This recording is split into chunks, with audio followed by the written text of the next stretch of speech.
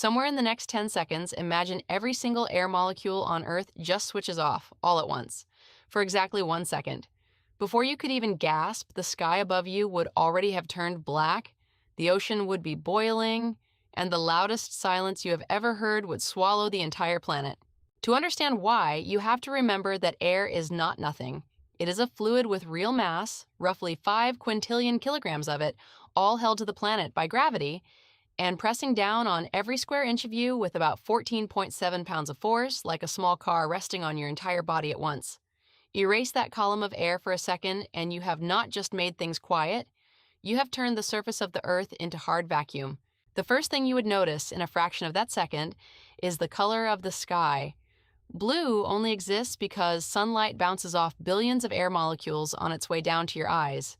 Without an atmosphere, the sky appears black, the same way it does in photos from the surface of the moon, even at high noon.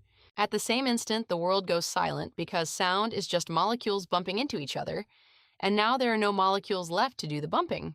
3.5 centuries ago, a scientist proved this by ringing a bell inside a vacuum jar and showing that a burning candle could not survive there either. For 1 second, every voice, every engine, every wave crashing on every shore makes no sound at all.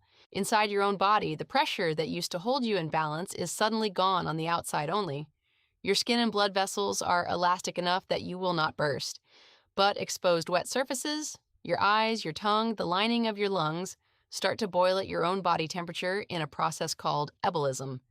If you happen to be holding a full breath at that moment, the trapped air inside your lungs expands so fast it can tear them, the same injury that kills careless scuba divers who forget to exhale on the way up. Out on the open ocean, the entire surface layer starts to flash boil, because without any pressure pushing back, water does not need heat to turn to vapor, it just needs a fraction of a second.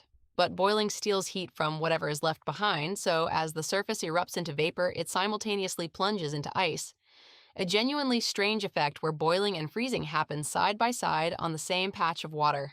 Every flame on Earth goes out in that same instant because fire needs oxygen molecules to burn, and there are none left to feed it. Jet engines flame out mid-flight, campfires die mid-crackle, gas stoves go cold, all without warning and all at once. Then the second ends, and the atmosphere comes rushing back exactly where it left off. This is not a gentle exhale. It is closer to a planet-sized version of a famous 17th century experiment where two hollow metal spheres held together by nothing but vacuum could not be pulled apart by teams of horses, yet fell open the instant a valve let air rush back in.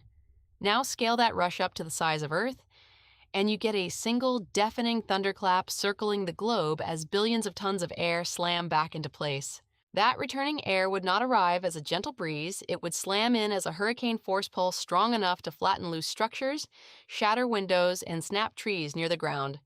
Even though the whole event is over before most people finish processing what happened, most humans caught outside would survive with nothing worse than ringing ears, burst blood vessels in the eyes, and painful swelling from that brief taste of ebulism, since 10 to 15 seconds of low oxygen is usually the threshold before real brain damage sets in, and this lasts only one.